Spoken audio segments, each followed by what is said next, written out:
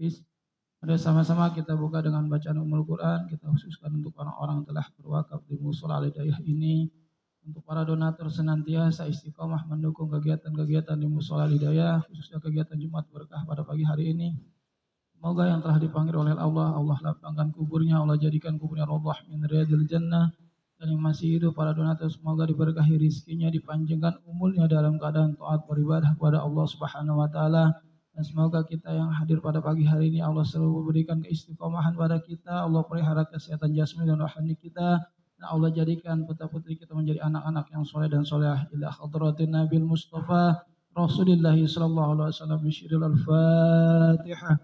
A'udzu billahi minasyaitonir rajim. Bismillahirrahmanirrahim. Alhamdulillahi rabbil alamin arrahmanir rahim maliki yaumiddin. إياك نعبد وإياك نستعين اهدنا الصراط المستقيم صراط الذين أنعمت عليهم غير المغضوب عليهم ولا الضالين آمين. Mari sama-sama kita dengarkan kajian tafsir surat Al-Mulk akan disampaikan guru kita Al-Mukarram Al-Muhtaram Kiai Haji Muhammad Salman Al-Hafiz. Padanya kami persilakan. Shallu ala Muhammad. Bismillahirrahmanirrahim. Assalamualaikum warahmatullahi ta'ala wabarakatuh. Bismillah, alhamdulillah, wassalatu wassalamu ala rasulillah Sayyidina Muhammad ibn Abdillah wa ala alihi wa sahbihi wa mawalah. Qalu subhanaka la ilma lana illa ma 'allamtana innaka antal alimul hakim. Rabbi yassir wa la tu'assir, Rabbi tammim bi khair. Qala muallif rahimahullah wa nafa'ana bihi wa bi ulumihi wa bi asrarihi fid din wa dunya wal akhirah bidaraini amin. Alhamdulillah, bapak-bapak, ibu-ibu yang senantiasa yang sama-sama mengharap ridha Allah Subhanahu wa taala. Semoga Allah Subhanahu wa taala mengistiqomahkan kita di dalam ketaatan kepadanya, dijabah hajat dan doa kita, diangkat dan dihilangkan dan disembuhkan daripada penyakit kita, sehat walafiat sekeluarga dalam lindungan Allah Subhanahu wa taala. Amin ya rabbal alamin. Wa biqaulihi ta'ala, suratul Al-Mulk, Allah Subhanahu wa taala berfirman di dalam surah Al-Mulk ayat ke-21. A'udzu billahi minasy syaithanir rajim. Amman hadzal ladzi yarzuqukum in amsaka rizqah bal lajju fi 'utuwwin wa nufur. Amman hadzal ladzi yarzuqukum, siapakah yang dapat memberikan rezeki kepadamu? Jadi Allah Subhanahu wa taala menanyakan kepada setiap makhluk di dalam kehidupan dunia, khususnya yang namanya manusia. Allah Subhanahu wa taala mengatakan, amman hadzal ladzi yarzuqukum, siapa yang dapat memberikan kalian rizki. In amsaka rizqah, jika Allah menahan rizkinya, bukan rizkimu, bukan rizki engkau, tapi rizkinya. Jadi Allah menanyakan tentang sesuatu yang Allah Subhanahu wa taala miliki. Ballaju fi 'utuwi wa nufur. Kemudian Allah mengalihkan daripada akhir dari kalimat daripada ayat ini, ballaju fi 'utuwi wa nufur. Bahkan mereka tetap terus-menerus dalam kesombongan dan menjauh dari kebenaran yang Allah Subhanahu wa taala tetapkan.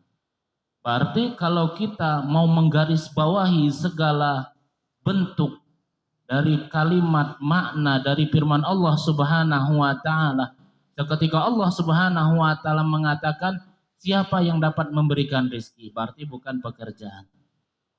Kemudian Allah katakan amsaka rizqah, ketika Allah tahan rezekinya tersebut, berarti apa? Bukan menjadi faktor satu-satunya mendapatkan yang namanya rezeki itu dengan perdagangan atau pekerjaan. Bahkan akhir kalimat apa? Ballaju fi 'utuwi wa nufur. Bahkan mereka tetap terus-menerus dalam kesombongan dan kedurhakaan. berarti tidak ada sesuatu tolak ukur orang yang kaya akan menjadi taat, orang yang miskin akan menjadi kufur. Bahkan Allah Subhanahu wa taala sendiri mengatakan di dalam ayat tersebut, ballaju fi utuwi wa nufur. Berarti apa? Mereka sombong karena banyak harta. Mereka sombong karena tinggi jabatannya. Dia tidak merasa bahwasanya jabatan, hartanya, kedudukannya itu adalah rizki daripada Allah Subhanahu wa ta'ala. Intinya apa? Jangan sombong.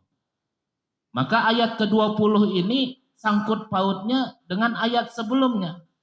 Sama-sama Allah menanyakan, amman hadzal ladzi huwa jundun lakum yansurukum min dunir rahman. Mana pasukan kalian, mana tentara kalian yang mampu menolong kalian? Min dunir rahman, kecuali Allah yang maha pengasih. Kemudian yang ayat berikutnya ke-21 Allah menanyakan, mana rizki yang kalian miliki tersebut, kalau rizki tersebut Allah tahan daripada khazanahnya. Amman hadzal ladzi yarzuqukum, siapa kiranya yang memberikan rizki kepada kalian seketika rizki tersebut ditahan oleh pemilik rizki. Berarti apa? Yang memiliki rizki itu adalah Allah Subhanahu wa ta'ala. Maksudnya apa? Dari dua kalimat ini Allah Subhanahu wa ta'ala mau mengisbatkan, mau menetapkan bahwasanya yang namanya hamba, yang namanya makhluk itu lemah, tidak ada yang namanya tidak bisa menjadi penolong. Yang namanya makhluk itu lemah. Kenapa? Karena mereka butuh dengan pertolongan. Siapa kiranya yang gak butuh dengan pertolongan di dalam kehidupan kita? Waktu kecil yang nyebokin siapa? Orang tua. Waktu kita mau bersunat yang nyunatkan siapa? Dokter. Atau tukang sunat. Atau dukun. Atau paranormal. Kalau sunatnya tuh pakai tiup, langsung hilang. Nah. Dulu ada, nggak tahu kalau sekarang ini. Masih ada nggak? Yang sunat tiup itu. Tapi kalau sihir tiup masih ada. Jadi dulu kalau masuk kampung tuh macam-macam penyakit orang kampung itu, kemaluan orang tuh bisa di atas nampan. Nih silahkan dimakan cubuk sekalinya, lihat rupanya kemaluan dia. Nih sihir orang zaman dahulu. Kita perkara tersebut harus percaya, jangan sampai kita nafikan. Kenapa? Rasulullah Shallallahu Alaihi Wasallam Sayyidul Mursalin, orang yang Allah Subhanahu Wa Taala utus, kekasih Allah pun pernah kena sihir dengan orang Majusi. Rasulullah ini seakan-akan dalam keadaan junub, sehingga pengennya mandi saja. Perasaannya keluar ada namanya mazi atau mandi. Maka Rasulullah mandi.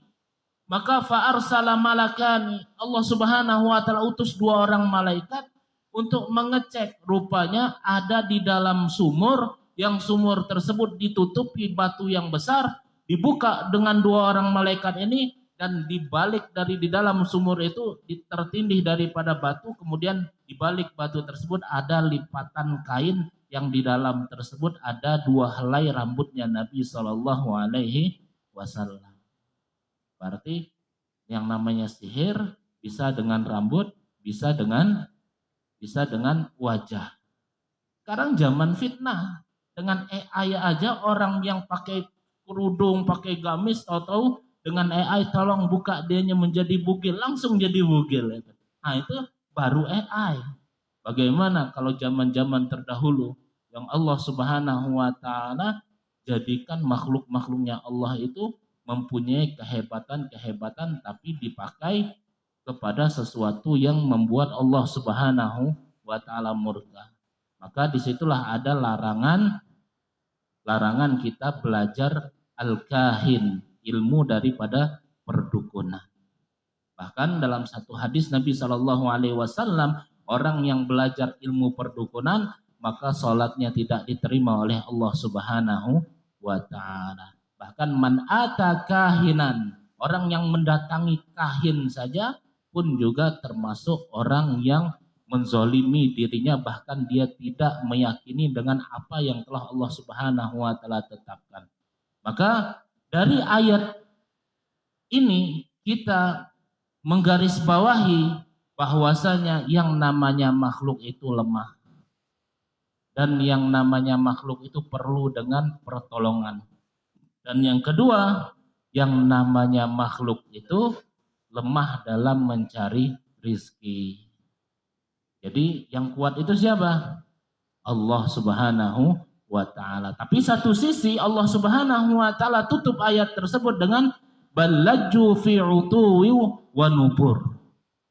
Balajju fi utuwi wa nufur. Seakan-akan Allah Subhanahu wa ta'ala mengatakan, sudahlah kalian tidak memiliki kekuatan, yang menolong kalian adalah Allah, yang memberikan rizki adalah Allah, tapi satu sisi kalian memiliki sifat balajju fi utuwi wa nufur. Mengapa masih menyombongkan diri kepada Allah Subhanahu wa ta'ala? Maka para ulama balaghah menjelaskan bahwa kata pertama aman di sini bukan Pak Aman ya, tapi aman. Jadi perkataan daripada awal daripada ayah di sini aman bukan untuk meminta jawaban. Rasulullah Subhanahu wa taala tidak mau meminta satu jawaban yang ditanyakan oleh Allah, tapi merupakan huruf al-istifham ingkari, pertanyaan yang mengingkari. Maksudnya menafikan sesuatu yang mereka buat tersebut. Jadi ini kalimat aman tersebut. Maksudnya apa? Siapa yang bisa memberikan rezeki kepada kalian selain Allah? Maksudnya itu. Siapa yang mampu, yang bisa menolong dan memberikan rezeki kepada kalian selain daripada Allah? Maka jawabnya sudah tentu enggak ada. Kenapa? Karena semuanya datang daripada Allah Subhanahu wa ta'ala. Maka ulama mufassir mengatakan ini adalah satu cara Al-Quran menanamkan ketauhidan kepada setiap individu seorang muslim, bahwasanya meyakini segala bentuk yang terjadi di dalam kehidupannya, bahwasanya An-Nafi, Ar-Razik, An-Nasir huwallah. Bahwasanya sesuatu yang menjadi penolong, yang menjadikan manfaat, yang mendatangkan rezeki adalah Allah Subhanahu wa ta'ala. Maka dengan kalimat Al-Quran ini supaya kita berpikir sebagaimana firman-firman Allah yang lainnya mengatakan afala ta'qilun, afala tatafakkarun, afala tadzakkarun. Semuanya menyuruh kita untuk berpikir bahwasanya kehidupan kita ini kalau bukan Allah yang menolong, kalau bukan Allah yang memberikan rezeki, kita ini tidak ada apa-apanya.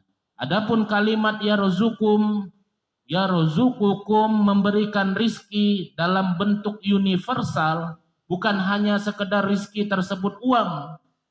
Bahkan ulama mufassir mengatakan udara, kesehatan, hujan, pekerjaan, keluarga, iman, hidayah, semua adalah rizki daripada Allah Subhanahu wa ta'ala. Begitu juga kalimat amsaka rizqah. Jika Allah menahan rezeki, mufassir mengatakan bukan berarti menahan rezeki ini Allah enggak mau kasih atau Allah pelit dengan hambanya, enggak. Tetapi Allah mau menunjukkan kepada setiap hambanya bahwa seluruh sebab berada di genggamannya. Apapun kerjamu, apapun usahamu, apapun ikhtiarmu, ketentuan akhir hanya keputusan daripada Allah Subhanahu wa ta'ala. La ilaha illallah. Kenapa seperti itu? Karena kita hanya hidup dengan sebab, yang memberi sebab itu adalah musabibal asbab, ialah Allah Subhanahu wa ta'ala. Hujan turunkan siapa? Allah. Kemudian tanaman tumbuh karena Allah, bukan karena kita tanam. Bahkan jantung kita yang berdetak itu yang memerintahkan, yang mendetakkannya itu adalah Allah Subhanahu wa ta'ala. Sehingga Imam At-Tabari beliau menjelaskan ayat amman hadzal ladzi yarzuqukum in amsaka rizqah ay man dzal ladzi yarzuqukum in habasallahu ankum rizqah. Siapakah yang mampu memberikan kalian rizki apabila Allah menahan rizkinya? Ini tafsiran daripada Al-Imam At-Tabari. Adapun Imam Ibnu Katsir beliau berkata menanggapi ayat amman hadzal ladzi yarzuqukum in amsaka rizqah ay la ahadan yarzuqukum ghairallah idza mana'akum rizqah. Tidak ada seorang pun yang mampu memberikan kalian rezeki selain Allah apabila Allah menahannya. Sehebat apapun kedudukanmu, setinggi apapun pangkatmu, sebanyak apapun hartamu, seketika Allah menahan daripada rizki makhluknya, kalian tidak akan mampu memberikan daripada rizki tersebut kepada makhluknya. Buktinya apa? Nabi Sulaiman memohon, ya Allah, saya pengen satu hari saja saya mau mentraktir makhlukmu yang ada di alam semesta ini. Sekali saja ya Allah. Oh oke, kalau begitu. Maka diumumkan, wahai seluruh makhluk yang ada di muka bumi, hari ini kalian diundang oleh Nabi Sulaiman, dan jatah siang ini Nabi Sulaiman yang tanggung. Sehingga Nabi Sulaiman menyuruh daripada pengikutnya atau daripada makhluk-makhluk Allah, semua dikerahkan jin ifrit ataupun semua ragam daripada makhluk Allah itu untuk mengumpulkan yang namanya makanan. Telah dikumpulkan bergunung-gunung tingginya daripada makanan, maka Allah Subhanahu wa taala telah katakan, ya nun irfa, wahai ikan nun, coba bangkitlah. Bangkit semelahap seluruh makanan yang satu bergunung-gunung tersebut dengan satu kali suapan, dengan satu orang, dengan satu makhluk Allah Subhanahu wa taala yang Allah suruh bangkit ke alam daripada air tersebut. Langsung habis. Yang lain mana? Maka Nabi Sulaiman langsung tunduk sujud kepada Allah Subhanahu wa taala, memohon ampun kepada Allah Subhanahu wa taala. Kenapa? Kita makhluk tidak bisa buat apa-apa. Walaupun seperti Nabi Allah Sulaiman yang memiliki pendengaran dan bahasa daripada setiap hayawanat, setiap hewan atau setiap makhluk, Nabi Sulaiman paham dengan peribahasa atau lughahnya atau ucapan mereka dan mampu berkomunikasi dengan baik, tapi Nabi Sulaiman tidak mampu menjamin daripada rezeki orang tersebut. Bahkan kisah semut saja, yang Nabi Sulaiman tanya, ya semut, ente selama 1 tahun berapa rizki yang kau harus butuhkan? Cukup 1 butir daripada gula saja, Nabi Allah Sulaiman. Ya sudah, kalau begitu kamu masuk toples, saya tutup, saya kasih kamu satu biji daripada gula. Maka dikurunglah semut tersebut. 1 tahun kemudian Nabi Allah Sulaiman buka toples tersebut, melihat ini kenapa masih ada separuh daripada gula. Kata kamu 1 tahun itu 1 butir gula. Maka semut katakan, wahai Nabi Allah, saya yakin, betul-betul yakin, hakul yakin, kalau saya di luar daripada toples ini, saya yakin seberapapun yang saya inginkan, yang saya perlukan, Allahu Razzaq, Allah yang memberikan aku rezeki. Tapi sekarang rezeki saya MOU dengan engkau 1 tahun 1 butir, saya sisakan setengah, saya khawatir. Ente kan makhluk Allah, saya makhluk Allah. Yang namanya makhluk sifatnya an-nisyan, pelupa. Saya khawatir engkau 1 tahun ini lupa, tahu-tahu 2 tahun tidak ada bekal lagi yang saya bisa makan. Nah, di sini semut saja kalau berada di alam bebas, dia yakin kepada Allah, Allahur Razzaq, Allah yang memberikan rezeki. Kita diberikan akal, diberikan tangan, diberikan kaki, bisa ikhtiar, bisa ngomong, bisa lobby. Tapi kita masih nggak yakin dengan rezeki kita, Allah jamin. Malah kita yakin dengan pekerjaan kita, bisnis kita. Bahkan kita mau di PHP dengan orang lain supaya kita ambil bahagian dalam kerja dunia yang belum jelas asal usulnya. Maka dalam tafsir Al-Baghawi disebutkan makna amman hadzal ladzi yarzuqukum in amsaka rizqah in amsaka ankumul matara wan nabata famayatikum bihi. Apabila Allah menahan hujan saja dan tanaman dari kalian untuk tumbuh, maka siapa yang dapat mendatangkan kembali atau menumbuhkan kembali tanaman, atau siapa yang dapat menurunkan hujan? Berarti apa? Ini makna daripada tafsir ayat ke-21. Allah mengingatkan daripada ayat ini bahwa sebab terbesar kehidupan air dan tumbuhan berada di bawah kekuasaan Allah Subhanahu wa ta'ala.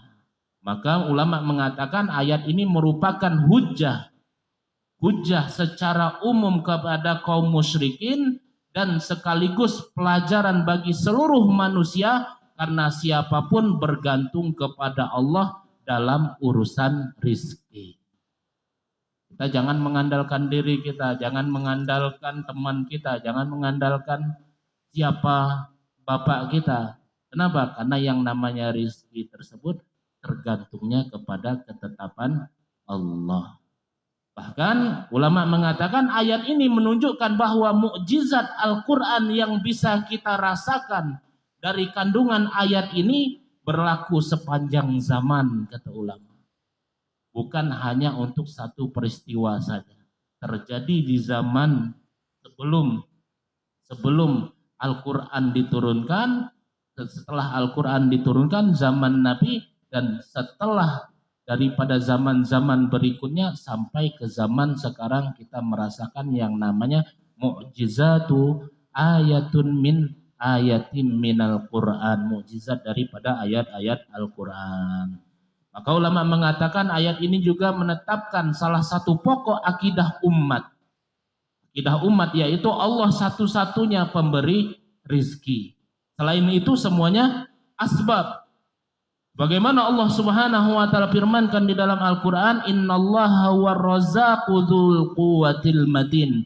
Sesungguhnya Allah dialah yang maha pemberi rizki yang mempunyai kekuatan lagi sangat kokoh. Maka ulama mengatakan ar-razzaq di sini yaitu asma min asma'illah. Ismun min asma'illah, nama daripada nama Allah. Jadi nggak boleh kita menamakan anak Ar-Razzaq, tapi kita tambah Abdur Razzaq. Al-Fattah, tapi tambah Abdul Fattah. Al-Mannan, ditambah Abdul Mannan. Kalau kita mengasih nama anak Ar-Razzaq, berarti kita menanamkan sifat sombong Allah. Yang pemberi rizki itu adalah Allah subhanahu selain Allah Subhanahu wa ta'ala. Allah juga berfirman, "Wa ma min dabatin fil ardi illa 'ala Allahi rizquha." Tidak ada satu makhluk pun yang melata di muka bumi ini melainkan Allah jamin daripada rizkinya. Yang menjamin rizki wallah. Allah Subhanahu wa ta'ala berfirman, "Wa fis samaa'i rizqukum wa ma tu'adun." Di atas langitlah yang menetapkan rizki kalian. Berarti kalau kita kurang rizki, kurang duit, banyaki berhubungan dengan Sang Khalik, Sang Pencipta. Kita sebelum mengetuk pintu makhluk, kita ketuk dulu pintu Khalik. Kenapa? Karena sekaya-kayanya makhluk, tetap yang maha kaya itu adalah Sang Khalik. Al-Imam Hasan Al-Basri mengatakan, "Man 'alima anna Allaha raziquhu itma'anna qalbuhu." Siapa yang yakin bahwa Allah adalah pemberi rizkinya, maka hatinya akan menjadi tenang. Yang bukan milikmu tidak akan pernah berjumpa denganmu. Yang menjadi milikmu, walaupun engkau mau menjauh daripadanya, maka dia akan menemuimu. Ini kalau kita yakin bahwa rizki itu adalah tanggungan dan ketetapan daripada Allah, maka hati seorang tersebut akan menjadi tenang. Maknanya apa? Kegelisahan yang berlebihan sering muncul ketika hati kita bergantung kepada makhluk, bukan kepada Allah Subhanahu wa ta'ala, menjadikan sebab ketenangan tersebut hilang daripada orang. Bentar lagi nanti insya Allah itu Pak Ketua ada ngomong-ngomong dengan saya mau ngasih uang 1 M. Sabar ya, kita tunggu dulu. Katanya Pak Haji ini mau pembebasan ini mau anggaran 500 untuk uang zakatnya tahun ini. Kita tunggu dulu. Ada hati, ada yang namanya ada ketapautan membuat diri dia gelisah. Insya Allah nanti rumah laku antum langsung berangkat ke seluruh keliling dunia. Kita DP dulu. Oh tunggu. Akhirnya membuat hati kita nggak tenang. Allahu Akbar, nih benar nggak dibayarnya? Benar nggak? Berarti nggak yakin bahwasanya Allah yang memberikan rizki. Maka perlu yang namanya meyakini di dalam diri hati kita sanubari ini yang memberi rizki, yang mendatangkan rizki adalah Allah. Kalau ada dalam hati kita seperti itu, kata Imam Hasan Al-Basri, maka dia akan mendapatkan yang namanya ketenangan hati. Bahkan Al-Imam Ats-Tsauri rahimahullahu ta'ala mengatakan, ma'ala man iktasada wa laftaqara man tawakkala 'ala Allah. Tidak akan sengsara orang yang hidup sederhana dan tidak akan benar-benar miskin orang yang bertawakal kepada Allah. Maka ulama katakan tidak akan sengsara orang yang hidupnya sederhana. Kenapa hidup kita kadang belangsak banget, terlalu mengikuti model. Sudah tahu tua, umur udah enggak muda lagi, kadang jantung denyut-denyut, kepala pusing, dan saraf kejepit, masih juga mau nonton Maroko melawan ini. Akhirnya masuk angin duduk, akhirnya lewat. Kita sudah enggak muda lagi. Tadi kira-kira siapa yang menang tadi? Update ya. Jadi ibaratnya kalau kita mau hidup senang, jangan terlalu update dalam kehidupan dunia. Boleh update tapi jangan ikut-ikutan. Orang punya motor baru, update motor baru walaupun nyicil. Orang punya mobil baru, kita mobil baru juga walaupun kredit. Akhirnya nyusahin kita. Maka Imam Tsauri katakan, ma'ala man iktasada, tidak akan sengsara orang yang hidupnya sederhana. Coba belajar dari CEO dari derajin pendek ya udah. Itu CEO tapi dia pekerja keras. Dia makannya di kaki 5, tapi rupanya dia punya perusahaan terbesar serengseng sawah. Itu hanya ada di film aja tuh, yang aslinya nggak ada belum. Maka walaftaqara man tawakkala 'ala Allah, dan tidak akan benar-benar miskin orang yang bertawakal kepada Allah. Orang yang bertawakal, maka Allah jamin hidupnya tidak akan pernah miskin dan tidak akan pernah melarat. Kenapa sekarang hati kita merasa miskin dan merasa kurang? Karena kita tidak bertawakal totalitas kepada Allah Subhanahu wa ta'ala. Allah Subhanahu wa ta'ala berfirman, "May yaftahillaha lin-nasi min rahmatin fala mumsika laha wa ma yumsik fala mursila lahu min ba'di." Apa saja rahmat yang Allah bukakan untuk manusia, tidak ada yang dapat menahannya, dan apa saja yang Allah tahan, tidak ada yang mampu melepaskannya setelah itu. Maka ayat ini sama sejalan dengan ayat 21 dari surat Al-Muluk tersebut yang berbunyi, apabila Allah membuka pintu rezeki, tidak ada yang mampu menutupnya. Bila Allah menahannya, tidak ada yang mampu membukanya. Sehingga Sayyidina Ali bin Abi Thalib mengatakan, ar-rizqu rizqani, rizki itu ada dua. Rizqun yatlubuka, yang pertama rizki yang engkau cari, wa rizqun tatlubuhu, dan rizki yang mencarimu. Jadi ada rizki yang kita cari, ada rizki yang mencari kita. Tahu-tahu diajak orang makan, tahu-tahu dibuatkan kopi, itu rizki yang mencari kita. Makanya ulama katakan, sesusah-susahnya kita mencari rizki, masih susah rizki mencari kita. Kalau nggak percaya tanya rizki. Sesusah-susahnya kita cari rizki, masih susahan rizki mencari kita. Kita cari rizki paling 60-70 tahun kemudian meninggal. rizki mencari kita sebelum 50.000 tahun kita diciptakan, maka Allah katakan, tetapkan bikatbi rizki wa ajalihi wa sa'idun wa saqiyun wa sa'idun au saqiyun. Allah tetapkan rizkinya, ajalnya, amalnya, baik buruknya Allah tetapkan 50.000 tahun.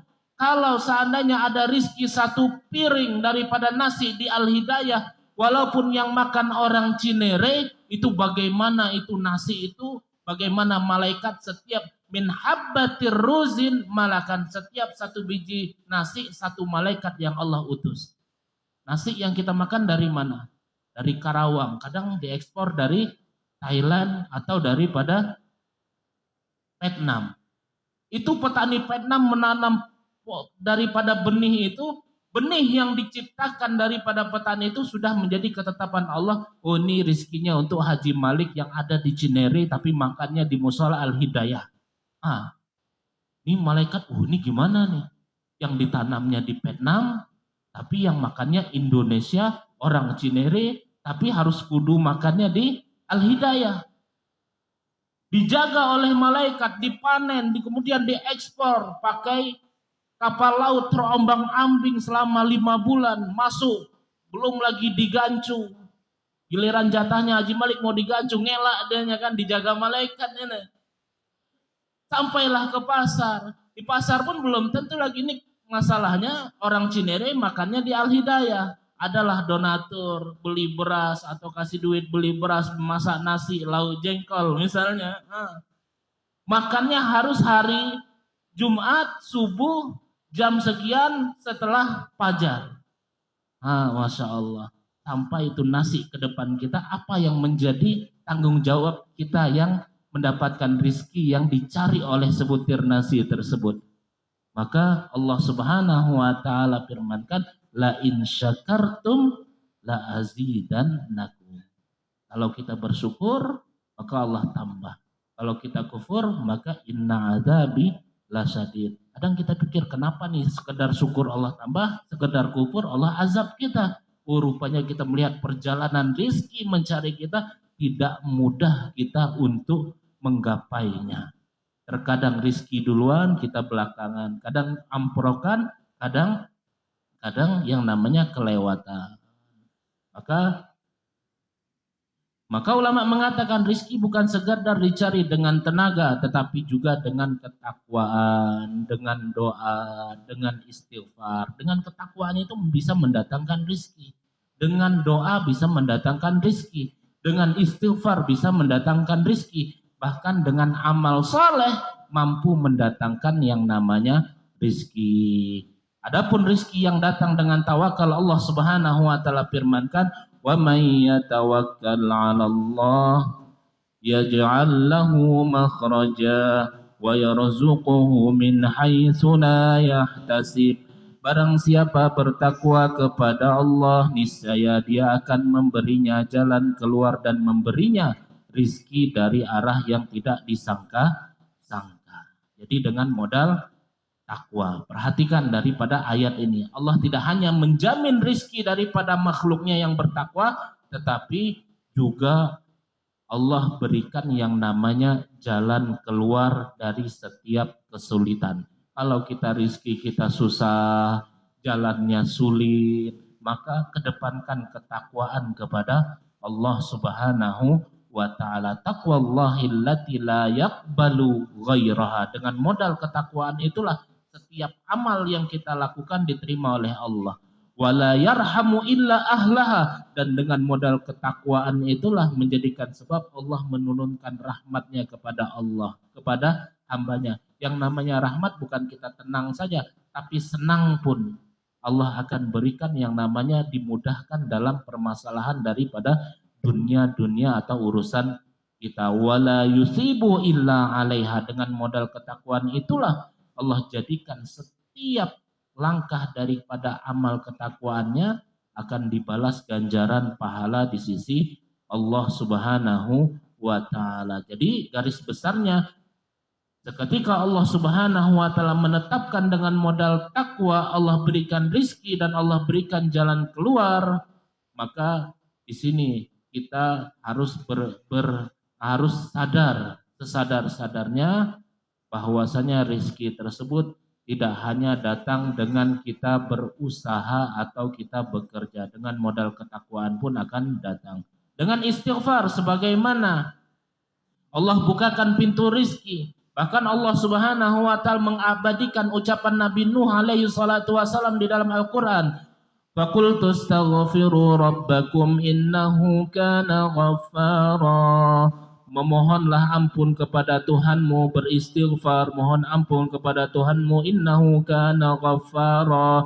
Sesungguhnya Dia Maha Pengampun. Seketika kita minta ampun, kita beristighfar kepada Allah, yang Allah berikan apa? Yursilis sama alaikum midrara. Niscaya Dia akan menurunkan hujan yang lebat kepadamu.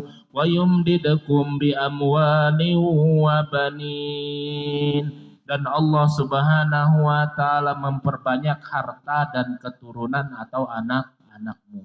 Ini seketika kita banyak bertobat, banyak beristighfar, janji Allah Subhanahu wa taala Allah turunkan dari khazanah langit, dan Allah Subhanahu wa taala aktsir amwalahu wa auladahu, Allah perbanyak harta dan anak keturunannya. Jadi saya pengen banyak anak, oh berarti harus banyak pabrik, harus lebih daripada satu. Enggak, Allah bisa mendatangkan banyak anak dengan satu pabrik. Buktinya siapa? Banyak buktinya. Orang-orang dulu anaknya 6, 10, 9, 8, ada 11, geng halilintar 11, satu pabrik. Ada bininya 2, 3, 4, anaknya cuma satu sini, satu sono, satu sini. Berarti apa? Enggak ada jaminan banyak pabrik, banyak anak. Tapi banyak beristighfar, memohon ampun kepada Allah, jaminan Allah apa? Wa yumdidukum bi amwali wa banin. Allah akan memperbanyak harta dan anak-anaknya.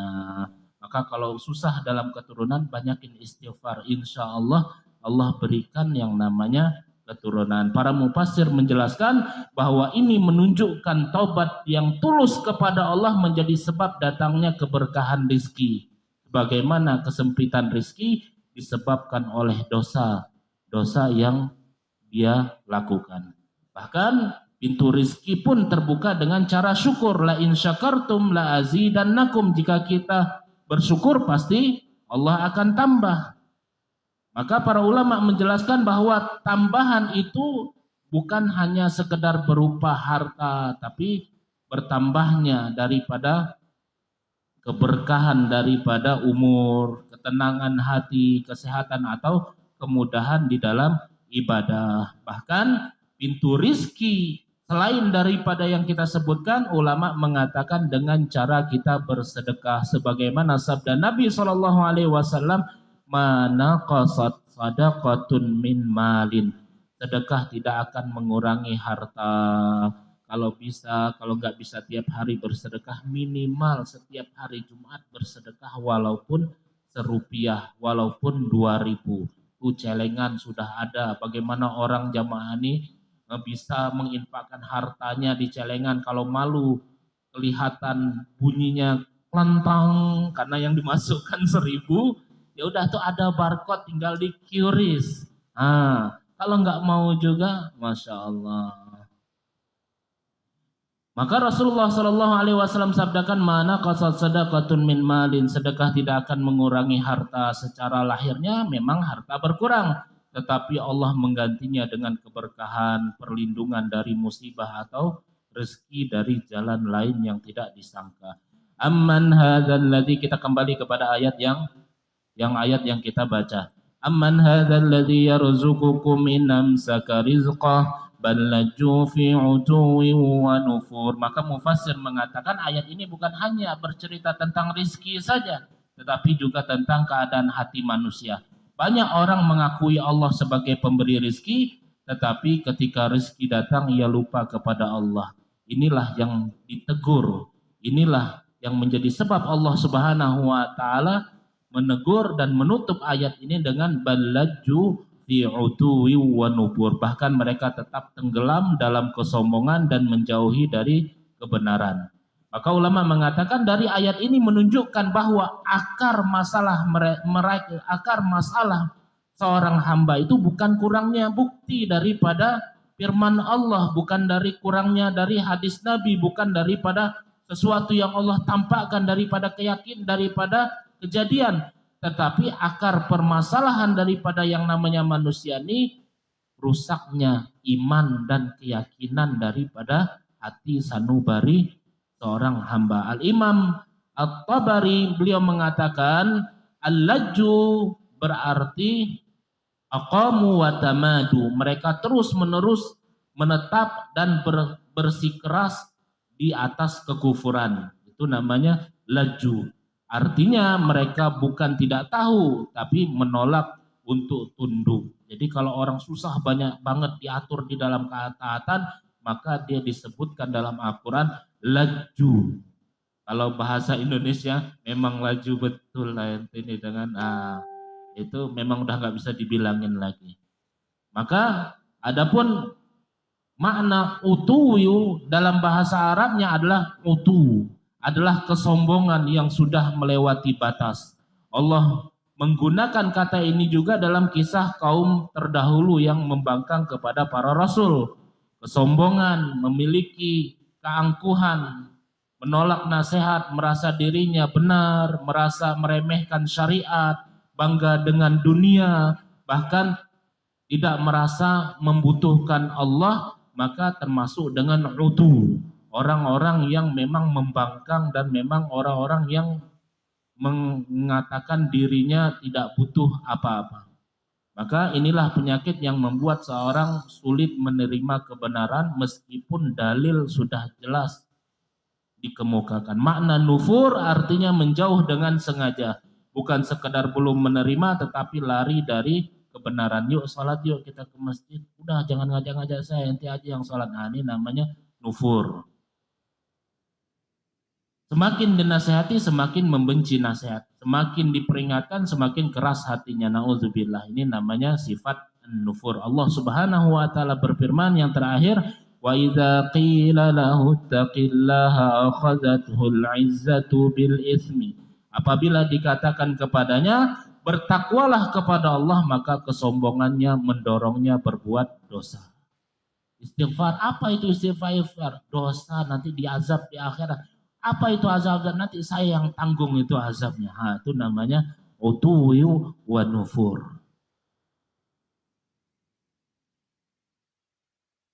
Allah Subhanahu wa taala juga berfirman, "Sa'asrifu an ayatil ladzi yatakabbaruna fil ardi bighairil haqqi." Maka aku akan memalingkan dari ayat-ayatku orang-orang yang menyombongkan diri di bumi tanpa alasan yang benar.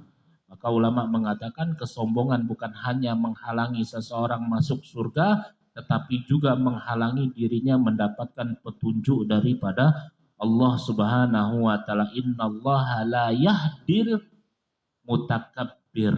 Innallaha la yahdil zalimin. Innallaha la yahdil qaumadz zalimin. Sesungguhnya Allah tidak akan memberi hidayah petunjuk kepada kaum yang zalim atau orang yang memiliki rasa sombong di dalam kehidupannya. Sehingga Rasulullah sallallahu alaihi wasallam bersabda, la yadkhulul jannata man kana fi qalbihi mithqala dzarratin min kibrin. Tidak akan masuk surga orang yang di dalam hatinya terdapat kesombongan walaupun sebesar biji zarah. Al-Imam Fudail Ibn Iyad mengatakan, man u'tiyad dunya wa huwa 'alal ma'asi wa lam yakhaf fa huwa maftunun. Siapa yang diberi dunia sementara ia terus bermaksiat dan tidak merasa takut, maka ia sedang diuji dengan fitnah. Para ulama menjelaskan bahwa kadang-kadang banyaknya harta bukan tanda cintanya Allah Subhanahu wa taala, tetapi bentuk penangguhan sebelum datangnya hukuman kepada orang yang sombong tersebut. Maka ulama mengatakan, coba kita hitung di dalam kehidupan kita, berapa gaji kita, berapa keuntungan usaha kita, berapa saldo rekening kita. Namun kita pikirkan lagi, sudahkah kita menghitung berapa sholat kita khusyuk kepada Allah, berapa kali kita membaca Al-Quran, berapa sedekah yang kita keluarkan, berapa kali kita beristighfar sehari, karena keberkahan hidup tidak hanya diukur dengan banyaknya harta, tetapi dengan kedekatan kepada Allah Subhanahu wa Ta'ala. Maka boleh jadi harta yang kita miliki tersebut, apakah ini menjadi jalan kita untuk mendekat kepada Allah, ataukah jalan menuju kecintaan kepada dunia. Kenapa? Karena harta yang barokah, harta yang halal akan menjadikan pemiliknya akan mudah menjalankan agama Allah Subhanahu wa Ta'ala. Semoga Allah mudahkan kita mendapatkan rizki yang barokah, rizki halalan thayyibah mubarakan fihi ala kulli hal, dan Allah jadikan keturunan kita keturunan orang-orang yang minal aghnia, orang-orang yang penuh dengan rizki dan kecukupan, dan dijadikan keturunan kita orang-orang yang saleh dan salehah, orang-orang yang bertakwa dan senantiasa mendoakan daripada kedua orang tuanya di dalam kehidupan dunianya, sehingga mendapatkan syafaatul uzmah minallah pada hari kiamat. Semoga Allah Subhanahu wa Ta'ala kumpulkan kita di tempat-tempat yang penuh keberkahan, sebagaimana Allah kumpulkan kita di dunia di rumahnya Allah. Allah kumpulkan kita pula nanti di negeri akhirah di surganya Allah Subhanahu wa Ta'ala. Amin ya rabbal alamin. Rabbana atina fid dunya hasanah wa fil akhirati hasanah wa qina adzabannar. Wa sallallahu ala sayyidina Muhammadin nabiyil ummi wa ala alihi wa sahbihi wa baraka wa sallam. Amin walhamdulillahi rabbil alamin. Wassalamualaikum warahmatullahi wabarakatuh.